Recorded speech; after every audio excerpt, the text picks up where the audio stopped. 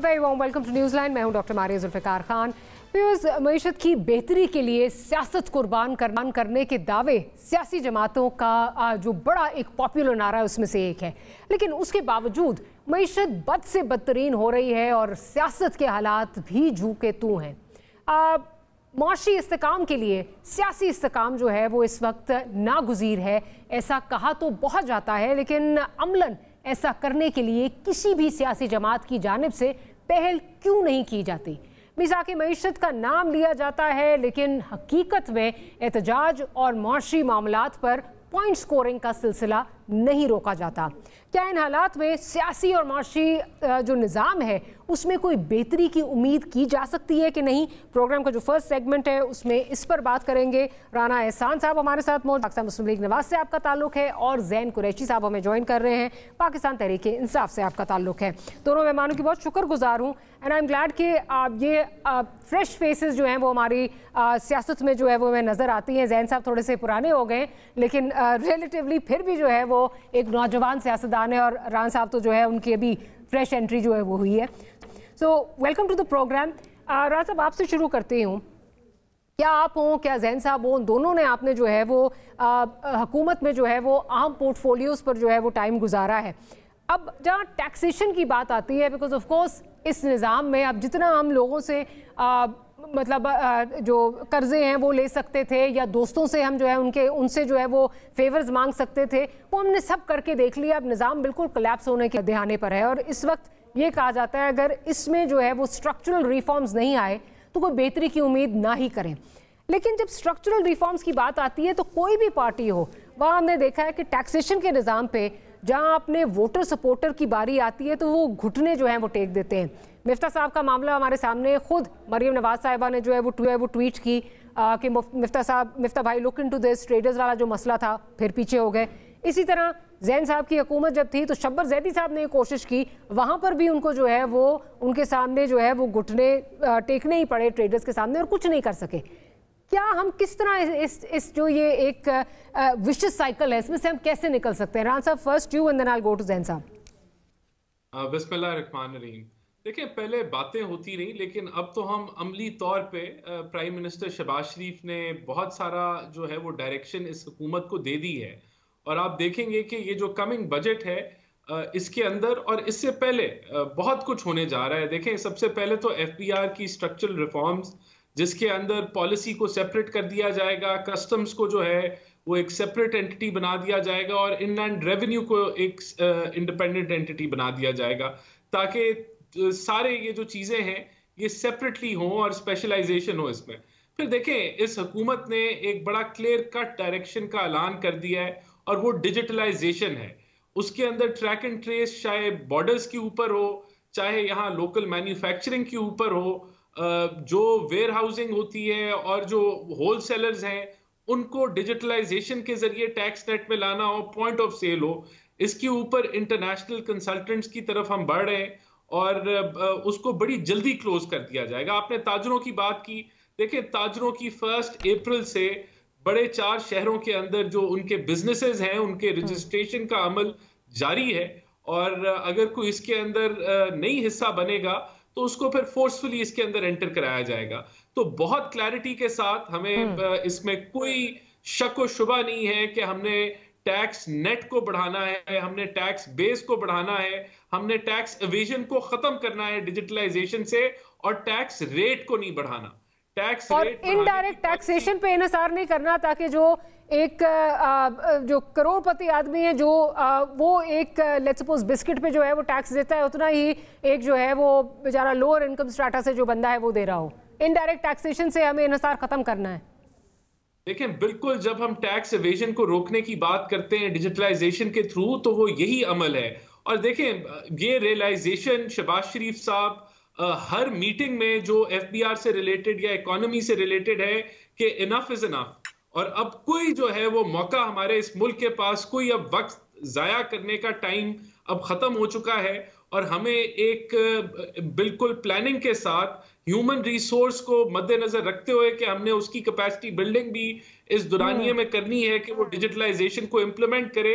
हमने international standards को मद्देनजर रखते हुए इंटरनेशनल कंसल्टेंट्स के साथ आगे बढ़ना है। तो इसमें कोई शक नहीं है कि ये हुकूमत ये करने जा रही है। और वो जो पुरानी बातें कि जी टैक्स रिटेलर आएगा नहीं आएगा, आएगा, कोई इसमें गुंजाइश नहीं है। डिजिटलाइजेशन होगी नहीं होगी, होगी, इसमें कोई अब गुंजाइश नहीं। लेट्स सी ज़ैन कुरैशी साहब, आप बहुत मुस्कुरा रहे थे, क्या आप राणा साहब की बातों पर मुस्कुरा रहे थे या कहीं आपको कोई जोक्स कहीं से आ रहे थे उस पर मुस्कुरा रहे थे?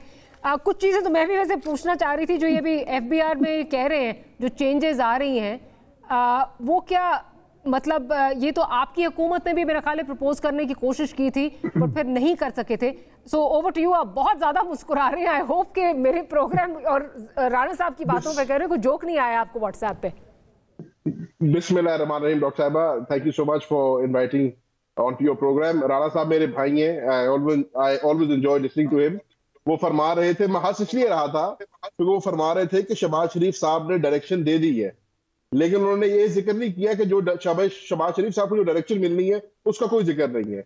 IMF के साथ जो उन्होंने रीनेगोशिएट करना उसका कोई जिक्र नहीं है। तो शहबाज शरीफ साहब कितनी डायरेक्शन दे पाएंगे और उनकी कितनी डायरेक्शन मुयस्सर होंगी ये सिर्फ वक्त बताएगा।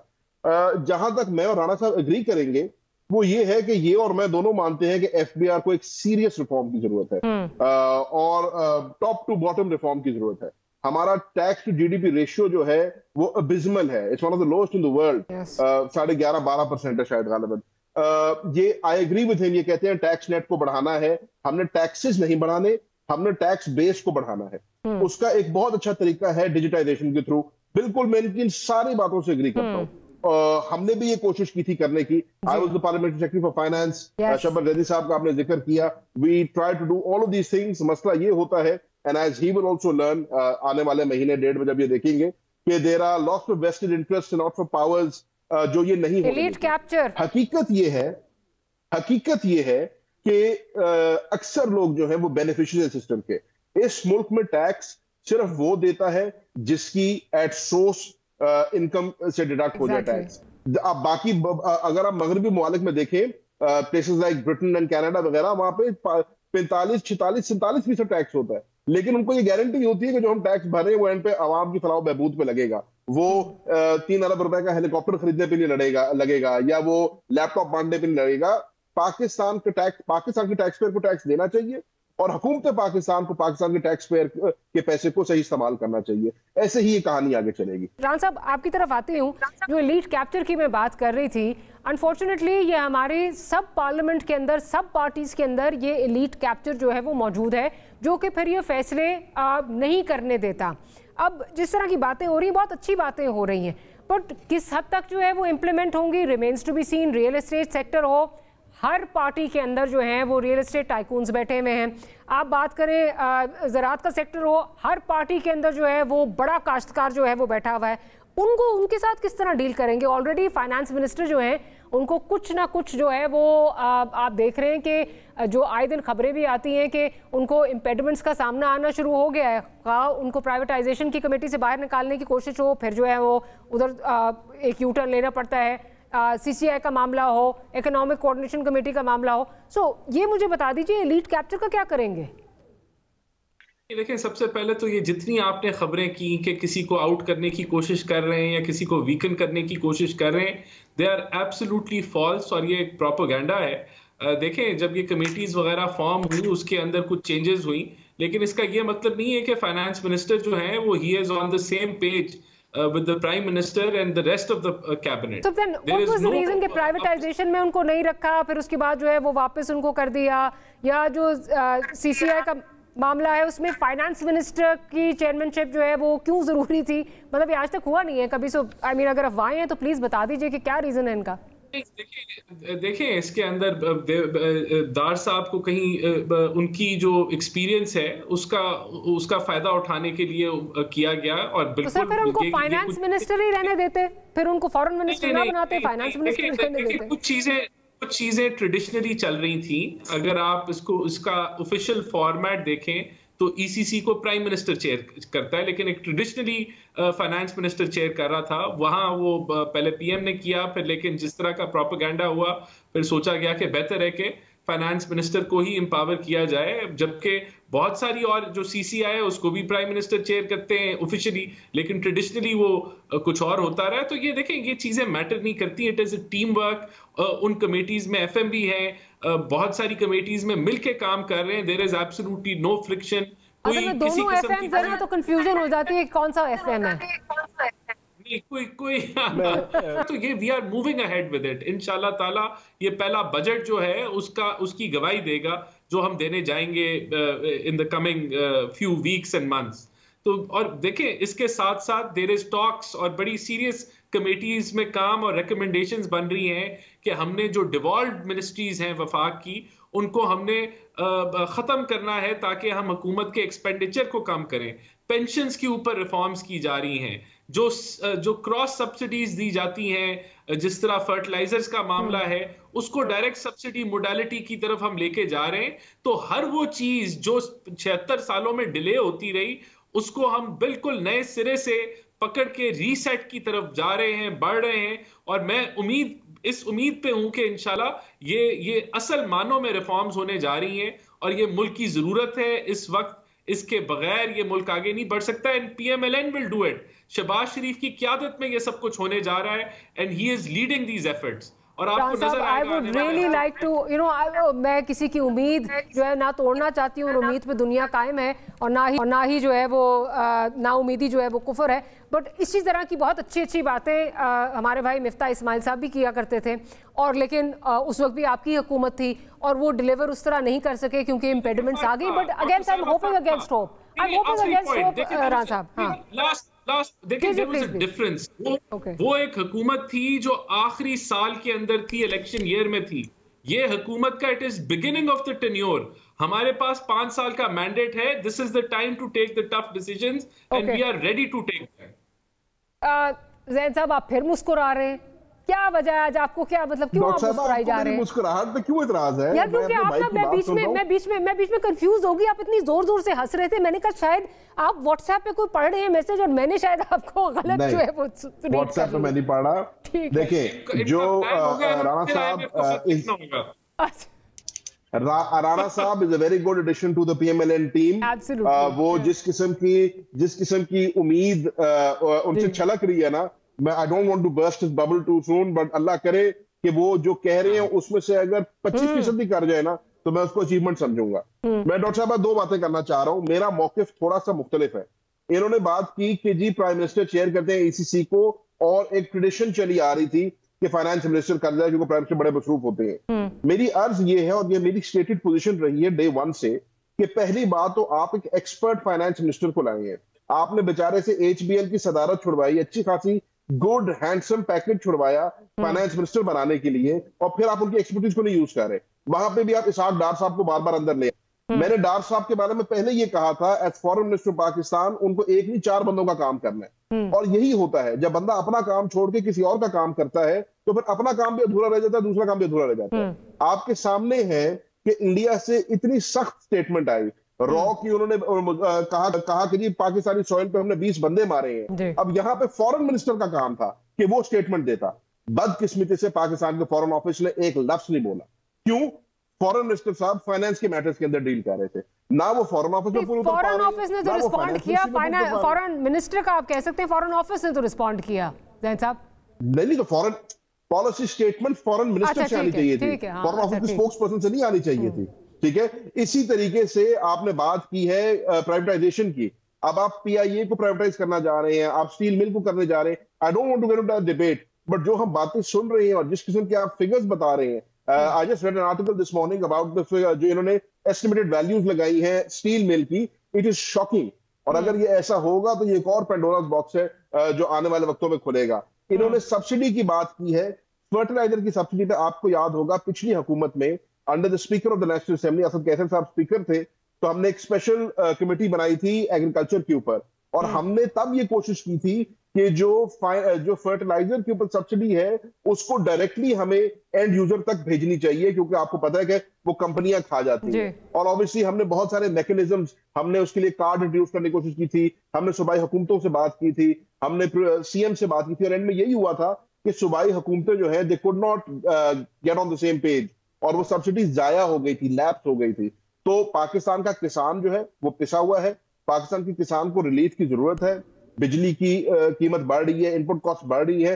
अगर ये से और कुछ भी ना करें, सिर्फ ये फर्टिलाइजर की सब्सिडी का मैकेनिज्म बना दें जो कि एंड यूजर तक, पाकिस्तान के छोटे किसान तक जा सके, it will be huge achievement. जैसे मैंने कहा, आई विश राणा साहब the very best of luck. वो कह रहे हैं कि पिछली दफा आखिरी साल था, इलेक्शन ईयर था, अब नई हुकूमत है और हम एक नए फेवर और नए जज्बे के साथ आए हैं। अगर राणा साहब की टीम जो ये बातें कर रहे हैं उसमें से 20% भी कर देंगे, I think it will be a huge achievement. हम इनको खुद सलाम करेंगे। चले, अल्लाह करे कि हम वो वक्त भी देखें कि ऑपोजिशन और हुकूमत जो है ना उनमें इतनी हमांगी हो कि एक दूसरे का जो है ना वो सलाम कर रहे हैं, और आपकी जो नई जनरेशन है इससे हम ये एक्सपेक्ट करते हैं कि साथ मिलके जो है वो चले। अच्छा, लेकिन एक चीज़, अभी जैन साहब ने बात की बिजली की कीमतों की।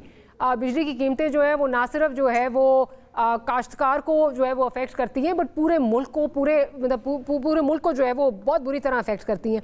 Again taking advantage of the fact that you know there is new blood in the parliament, और आप out of the box I hope के सोल्यूशन को दे सके। क्या वजह है कि हमारा अभी भी फोकस जो है वो रिन्यूएबल एनर्जी पे नहीं है? पूरी दुनिया रिन्यूएबल एनर्जी पे जा रही है, हम कह रहे हैं नहीं जी हम कोयले से बिजली बनाएंगे। क्या वजह है कि हम उस तरफ जो है इंसेंटिवाइज नहीं कर रहे चीजें उस तरह जिस तरह से हमें करनी चाहिए? ईरान साहब नहीं, देखें, आपको आने वाले चंद महीनों के अंदर सोलराइजेशन के ऊपर काफी चीजें नजर आएंगी। बहुत सारा इंटरेस्ट है जीसीसी ममालिक का सोलर पार्क्स में इन्वेस्ट करने का, और ये एक बड़ी तादाद में होगी। 4-5 हज़ार मेगावाट की तो प्रोजेक्ट्स इन लाइन है। हम उम्मीद कर रहे हैं कि ये एफडीआई आएगा। लेकिन मैं आपको एक खुशाइन और खुशखबरी सुनाना चाहता हूं कि पिछले 12 महीनों के अंदर 6,000 मेगावाट प्राइवेट सेक्टर ने जो है वो सोलराइजेशन की है। तो ये देखें, इट इज अ कॉम्बिनेशन है, प्राइवेट सेक्टर भी सोलराइजेशन की तरफ बढ़ रहा है और गवर्नमेंट की पॉलिसी भी है कि रिन्यूएबल एनर्जी की तरफ जाएंगे।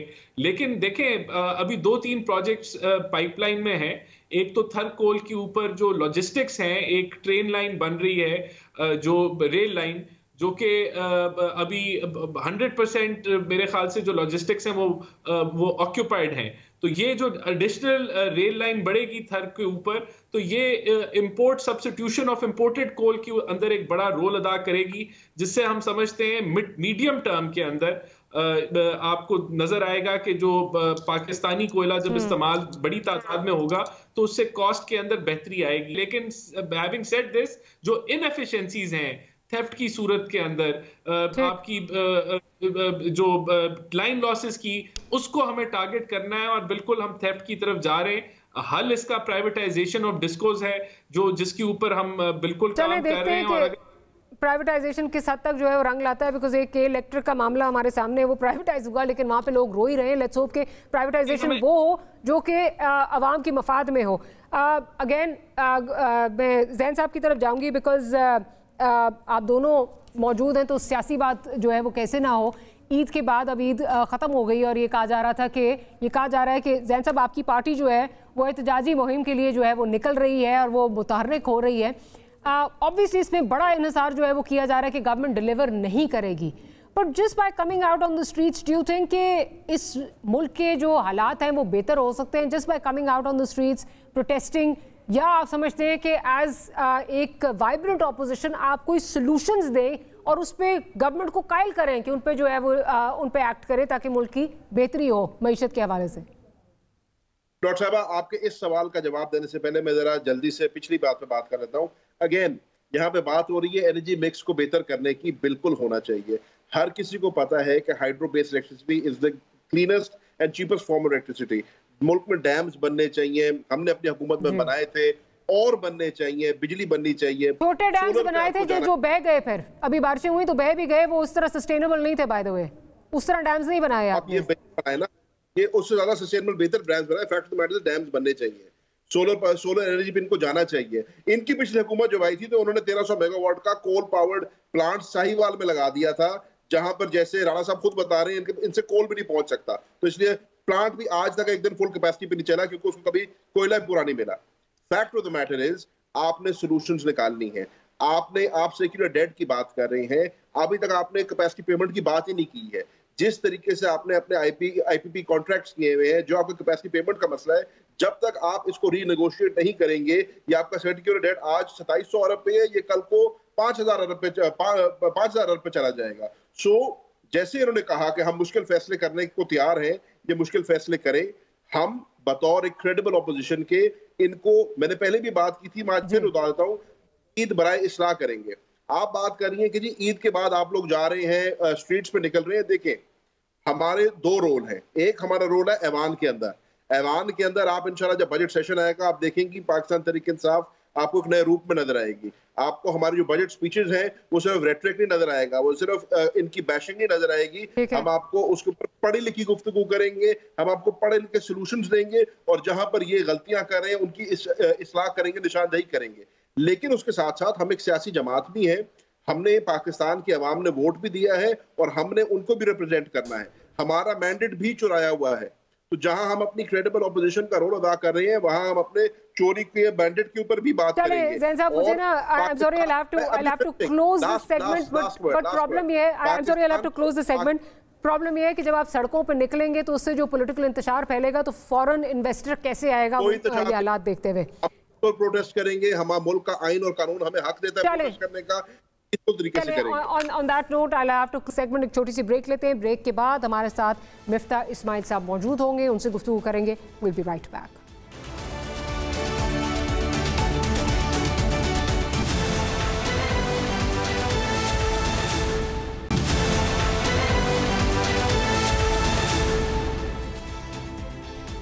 Welcome back after the break. गुज़िश्ता एक दिहाई से तवात्तर से एक जुमला जो है वो सुनने को मिलता है कि अगर मुल्क को माशी तौर पर जो है वो सुधारना है तो मुश्किल फैसले करने होंगे और स्ट्रक्चरल रिफॉर्म्स करने होंगे। लेकिन एक के बाद एक हुकूमत जो है वो आती है, मगर हालात में बेहतरी नहीं आ सकी।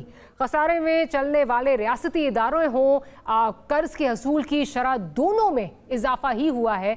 डॉलर्स पर इन्हिसार करती मईशत में हुकूमत अपनी आमदन के ज़राए नहीं बढ़ा सकी। अलबत्ता इनडायरेक्ट टैक्सेस से अवाम पर बोझ ज़रूर बढ़ाया गया है।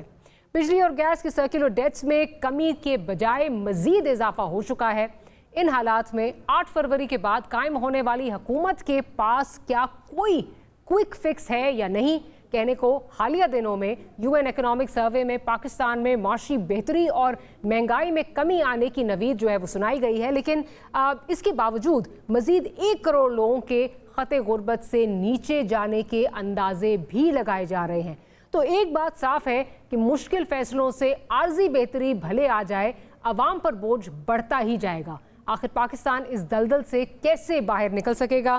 Farmer finance minister Miftah Ismail साहब हमारे साथ हैं। मिफ्ता साहब, very warm welcome to the program. Miftah साहब, आपसे ये जानना चाहूँगी कि अब जैसे जैसे मौसम जो है वो गर्मी की तरफ जा रहा है, तो इस वक्त मुल्क में जो हर इंसान है उसको यही हॉल पड़ रहे हैं इस वक्त के जो बिल हैं, खा वो गैस के हों खा वो बिजली के हों, उनमें इजाफा जो है वो बहुत बुरी तरह से जो है वो होगा और ये गर्मियाँ बहुत मुश्किल जो हैं वो गुजरेंगी। अब हालात ये हैं कि हर साल जो भी हुकूमत होती है वो यही बताती है नहीं जी कुछ बेहतरी आएगी, कुछ चीज़ें बेहतर होंगी, लेकिन वी कीप ऑन रिपीटिंग दो सेम मिस्टेक्स, जिसमें आप ना अपना NTDC का निज़ाम जो है वो बेहतर करते हैं, ना आप चोरी जो है वो ख़त्म करते हैं। और फिर ये हालत ये है कि जब आपकी पिछली पार्टी की हुकूमत आई थी 2013 में, तो उस वक्त 500 अरब दे के एक सिग्नेचर से ये कहा गया था कि जी ख़त्म, इसके बाद सर्कुलर डेट नहीं आएगा। और इस वक्त हम 2700 अरब पे खड़े हैं, जिस पे तमाम मेरा ख्याल है पार्टीज़ ने, आपकी हो, PTI हो, PDM की हो, सब ने अपना अपना जो है वो हिस्सा डाला है। क्या हम ये जो नागुज़ीर फैसले हैं जिसमें ये निज़ाम बेहतर करना है, इसको किए बगैर हम एक्सपेक्ट कर सकते हैं कि हालात कुछ बेहतर होंगे? देखिए, अगर जैसे आपने बताया इब्तिदाइये में कि थोड़ी सी इन्फ्लेशन कम हुई है, इसमें कोई डाउट नहीं। अगर पिछले साल 38% इन्फ्लेशन थी तो पिछले महीने मार्च में 20% आई है, और अल्लाह ने चाहा तो ये और भी इन्फ्लेशन कम हो जाएगा। लेकिन ये कि अगर दुनिया भर में बैनुल-अक़वामी मंडी में इस वक्त अगर पेट्रोल की कीमत बढ़ गई है तो उसका मुज़र इफेक्ट भी आएगा। लेकिन जो आपकी जो असल बात है कि ये तो थोड़ी मोटी इन्फ्लेशन ऊपर नीचे हो गया खुद से भी, लेकिन जब तक कि हुकूमत फंडामेंटल इस्लाहात नहीं करती, जिसके अंदर NFC अवार्ड हुआ, जिसके अंदर निचकारी हुई, जिसके अंदर ब्यूरोक्रेटिक रिफॉर्म्स हुए, जिसमें पेंशन के रिफॉर्म्स हुए, बजट के रिफॉर्म्स हुए, जब तक हम ये नहीं करेंगे, उन तबकात के ऊपर टैक्स नहीं लगाएंगे जिनसे हम टैक्स वसूल नहीं करते, ज़राअत हुआ, प्रॉपर्टी टैक्स हुआ, होलसेल पूरे का पूरा सर्विस सेक्टर हुआ, तो जो 50% ऑफ द इकोनॉमी, अगर हम ये नहीं करेंगे तो मैं आपको यकीन दिला रहा हूँ कि जिस तरह हम पीछे हेड हो चुके हैं हिंदुस्तान बांग्लादेश से, हम मजीद पीछे रहते रहेंगे। अच्छा मिफ्ता साहब, ये इंटरेस्टिंग है क्योंकि जो भी मेरा ख्याल है किसी भी आप इकोनॉमिक एक्सपर्ट से बात करें तो जो 3 चीज़ें जो आपने सेक्टर्स बताए हैं, traders, retailers, agriculture, real estate, और जो टैक्सेस नहीं जो सेक्टर्स देते उनको टैक्स करना जो है वो नागुज़ीर है। अब फाइनेंस मिनिस्टर भी इसी तरह की बातें कर रहे हैं and he is extremely hopeful. आपने इस मनसब पर जो है वो टाइम गुजारा है, ऑलमोस्ट मेरा ख्याल है जो आपके चैलेंजेस थे उसी तरह के चैलेंजेस उनको भी दरपेश हैं, बल्कि कई मतलब जो अभी आ रहा है जिस तरह इंपेडिमेंट्स उनके लिए क्रिएट की जा रही हैं, जिन कमेटीज़ में जो है वो फाइनेंस मिनिस्टर ने जाना है वहाँ डार साहब को जो है वो डाला जा रहा है, फॉरेन मिनिस्टर को डाला जा रहा है। आपको क्या लगता है कि ये जो चीज़ें नागुज़ीर बार बार हमें बताई जाती हैं, जो आप भी बात कर रहे हैं, विल होना सिर्फ काफ़ी है या विल के साथ कैपेसिटी और उसके बाद हुकूमत की जो विल है वो बहुत ज़रूरी है? फ़र्द वाहिद की विल ज़रूरी नहीं है इसमें? नहीं, फाइनेंस मिनिस्टर की विल इतनी जरूरी नहीं होती जितनी कि प्राइम मिनिस्टर की विल होनी चाहिए या पार्टी की विल होनी चाहिए, और इनको एक प्राइम मिनिस्टर को, पार्टी को और दीगर लोगों को, लीडरशिप को इस बात का इदराक होना चाहिए कि हम कहाँ फंस गए हैं। देखिए, प्रॉपर्टी टैक्स और एग्रीकल्चर टैक्स इसलिए नहीं लगता कि आप सूबों को इतने पैसे दे देते हैं कि उनको जरूरत नहीं होती टैक्स लगाने की, इसलिए मैं बात करता हूँ कि NFC अवार्ड कम करो। लेकिन असल वजह यह है कि अगर NFC अवार्ड कम ही करेंगे तो वफाक बैंकरप्सी के नहज पे ही रहेगा। जो और जब आप बजट डेफिसिट कम नहीं कर सकेंगी, बजट डेफिसिट सब्सटेंशियली कम नहीं कर सकेंगे तो महंगाई कम नहीं होगी। तो अब जो ये पाकिस्तान में महंगाई आ गई है, मुझे नहीं लगता कि वापस हम सिंगल डिजिट्स में जा सकेंगे महंगाई के, मासिवाई की दुनिया में ऑयल की प्राइसेस क्रैश हो जाएं, हम नहीं जा सकेंगे सिंगल डिजिट्स में unless and until we get our house in order.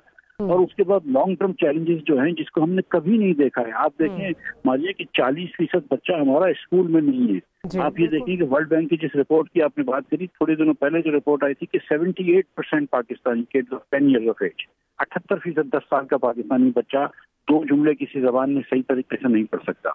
अगर आप जाहिलों की कौम बड़ी कर रहे हैं तो फिर आप डोंट एक्सपेक्ट कि जैसे IT एक्सपोर्ट होगा, फिर डोंट एक्सपेक्ट कि यहाँ से जो है वो बिजनेस प्रोसेस आउटसोर्सिंग का बिजनेस आएगा।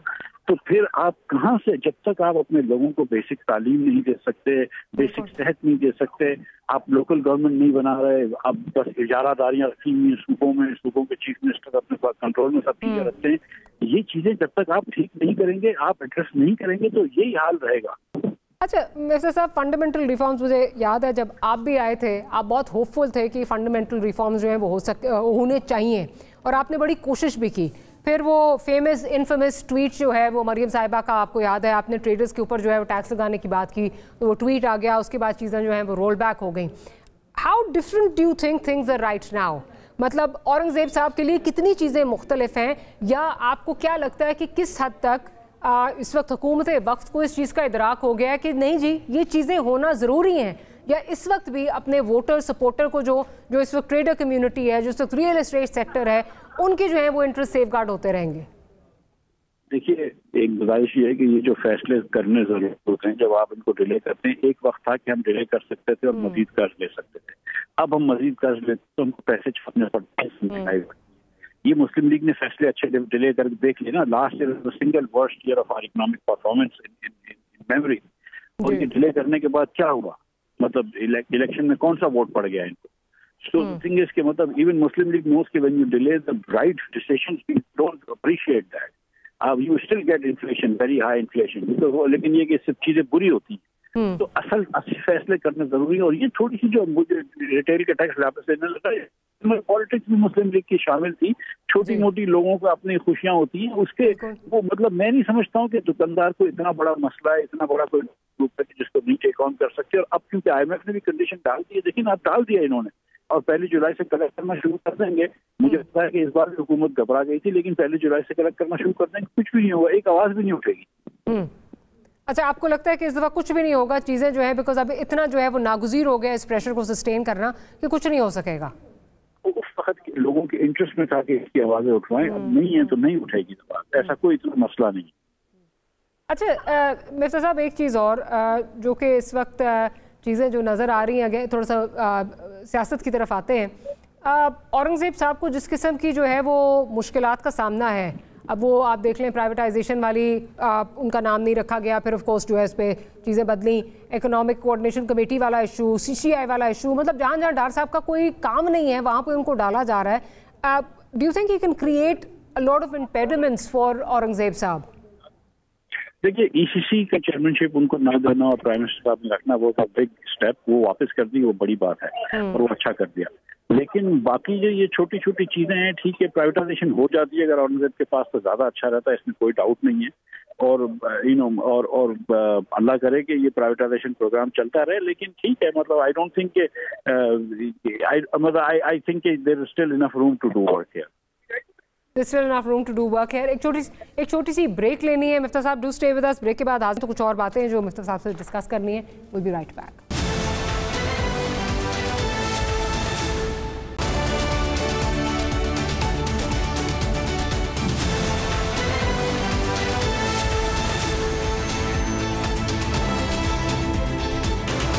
आफ्टर द ब्रेक मिफ्ता साहब हमारे साथ इस वक्त मौजूद हैं। मिफ्ता साहब, मैं ये पूछना चाह रही थी आपसे कि एक जो साइड है, ऑब्वियसली वो हमने टैक्सेस की बात की, दूसरे एंड पे जो हमें एक्सपोर्ट्स बढ़ानी है। प्राइम मिनिस्टर साहब जब बिजनेस कम्युनिटी को जो है अवार्ड्स दे रहे थे तो वहाँ पे उनसे ये कहा गया कि आप हमें बेशक अवार्ड्स ना दें, बिजली की प्राइसेस कम कर दें। अब कमर्शियल सेक्टर में जब तक बिजली की प्राइसेस कम नहीं होंगी, हम एक्सपोर्ट्स में किस तरह जो है वो अपने जो हमारा खिता है या इंटरनेशनल कम्युनिटी है उसके साथ किस तरह हम कम्पीट करेंगे? क्या समझते हैं, क्या सोल्यूशन इसकी हो सकती है?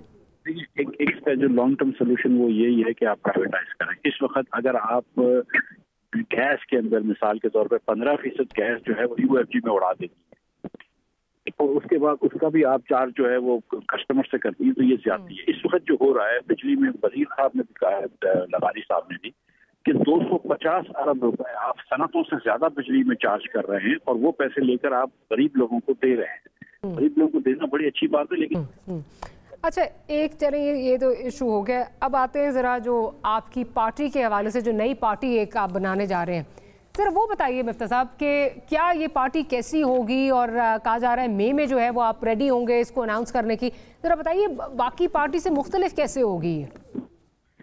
देखिए, सच्ची बात यह है कि मतलब हम भी पाकिस्तानी लोग हैं और हम कोई मतलब कहीं चांद से नहीं आए, मुख्तलिफ नहीं है। हमारी कोशिश ये है, जो मैं और शाहिद भाई और मुस्तफा जफर से बात कर रहे हैं, कि ये तीन जो हमारी बड़ी सियासी पार्टियां, ये तीनों पाकिस्तान को फेल कर चुकी हैं। मतलब they have not been able to do anything. पिछले 3 सालों में तीनों हुकूमत में रह चुकी हैं। हमने देख लिया कि PTI ने बड़ी अच्छी बात करी थी तब्दीली की। जिस मुल्क में 50% लोग पढ़ लिख नहीं सकते हो और 40% लोग गुर्बत के नीचे, उसमें तब्दीली की जरूरत है। लेकिन PTI 10 साल में, ना KP में, ना 4 साल में वफाक में कहीं तब्दीली ले सकी। जो पीपल्स पार्टी ने बात करी है, 1970 में भुट्टो साहब ने बात करी कि रोटी कपड़ा मकान लोगों को देने की जरूरत है, लेकिन पीपल्स पार्टी 30 साल लगातार सिंध में हुकूमत करने के बाद भी रोटी कपड़ा मकान तो किसी को नहीं दे सकी। मुस्लिम लीग ने बड़ी बातें करी थी कि वोट को इज्जत दो, लेकिन जब जरूरत पड़ी कि वोट की इज्जत के बारातर होकर आना है हुकूमत में, तो वो आ गए। तो वो पार्टियां जो है वो अपने कौल फेल में उनके फर्क है। तो हम कोशिश ये करेंगे, हमारा फर्क इंशाल्लाह ये होगा कि हम जो बात कहेंगे वो करेंगे और जो करेंगे वो कहेंगे। अच्छा, लेकिन एक चीज़ मिफ्ता साहब, बिल्कुल ये तो चलें, this will be breath of fresh air कि अगर इस तरह की कोई चीज़ हो कि वाकई ही अमली जो प्रॉब्लम्स हैं, जो मुल्क की एक्चुअल इश्यूज़ हैं, उनको कोई एड्रेस करने पार्टी आ जाए। लेकिन यहाँ पे फिर हम देखते हैं कि जिस वक्त पार्टीज़ बन जाती हैं तो ऑब्वियसली वो फाइनल उनका जो हसूल होता है वो ये होता है कि इक़्तिदार में आए।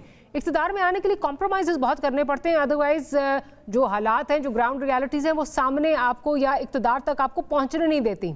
इस पर क्या कहेंगे? देखिए, इक़्तिदार में तो हम लोग तीनों थे और तीनों को वज़ारतों की ऑफर की जब छोड़ के आए, तो इक़्तिदार की तो जरा भी हमारी, आप ये जानते हैं कि एक नई पार्टी बना रहे हैं, तो ये बड़ा लंबा सफर है। तो 10 साल 15 साल का सफर है। अल्लाह जानता है कि कौन जिंदा रहेगा, कितनी देता है। हमको बिल्कुल इक़्तिदार की लालच नहीं है। आज हम ये समझते हैं कि पाकिस्तान में पाकिस्तानियों के इशू पे कोई बात नहीं कर रहा। आप देख लीजिए डिस्कोर्स उठाकर असेंबली तो मखलूज होकर रह गई है, अपोजिशन और हुकूमत बात नहीं करती, लेकिन आप देख लीजिए कि ये गाली गलोच के अलावा क्या बात करते हैं। ये चले गए, वो चले गए। किसी ने बात करी कि पाकिस्तान में 78% बच्चा पढ़ नहीं सकता है? किसी ने बात करी कि सिंध के अंदर सिर्फ 22% बच्चे जो हैं 5वीं जमात के, वो सिर्फ 2 जमात की मैथ का 2 डिवीजन का सिम कर सकते हैं? ये कल आर्टिकल आया था जुबैदा मुस्तफा का डॉन में। किसी ने बात करी कि पाकिस्तान में हर सूबे के अंदर एजुकेशन स्टैंडर्ड गिर रहा है? किसने बात करी कि 40% पाकिस्तानी खवातीन जो हैं वो जचगी की उम्र की जो है आयरन डिफिशिएंसी का शिकार हैं, इसलिए लो बर्थ के बच्चे आते हैं? किसने बात करी कि 58% बच्चा जो है वो स्टंटेड रहता है? कौन बात कर रहा है कि गुर्बत की कमी करो? कौन कहता है कि एनएफसी अवार्ड को देखो? कौन कहता है कि आप निष्कारी करें? कौन कहता है कि आप इस पे बात करना बहुत जरूरी है, बट इस पे कुछ एक्शनेबल जो है वो काम तब तक नहीं हो सकता जब तक आप ऐवानों तक ना पहुंचे। मैं वही पूछ रही हूँ, coming back to my previous question. देखिए ऐवानों के पहुंचने का एक पाकिस्तान में एक से ज्यादा रास्ता है। हम इंशाअल्लाह ताला आवाम के सामने अपना प्लान रखेंगे। अगर आवाम वोट देती है, एक्सेप्ट करती है, हमारी राय मानती है, हमारी बात समझती है तो बड़ी अच्छी बात है। नहीं देती तो अल्लाह उनका भला कर ले, अल्लाह हमारा भी भला करे। हम कोई और किसी और तरीके से नहीं आएंगे। चले ऑन दैट नोट इस सेगमेंट को क्लोज करते हैं। साहब आपका बहुत शुक्रिया कि आपने प्रोग्राम के लिए वक्त निकाला। We will have to close this today's program. आपसे मुलाकात होगी अगले हफ्ते। Good night.